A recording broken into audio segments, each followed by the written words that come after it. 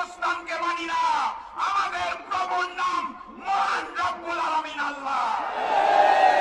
আল্লাহ ব্যতীত কারোর সামনে মাথা নত করতে চাই না। ক্ষমতায় যাওয়ার জন্য ওই পুরাতন আওয়ামী লীগ আর নতুন বিএনপি যদি হিন্দুস্তানের সাথে কারসাজি করতে চায়, তলে তলে গোপন বৈঠক করতে চায়, বাংলাদেশের জনগণ আর নতুন করে স্বৈরাচার চাঁদাবাজকে মেনে নেবে না ইনশাআল্লাহ। আমার প্রাণ প্রিয় উপস্থিতি, ওরা প্রভু মানে হিন্দুস্তানকে, আমরা প্রভু মানি আল্লাহকে।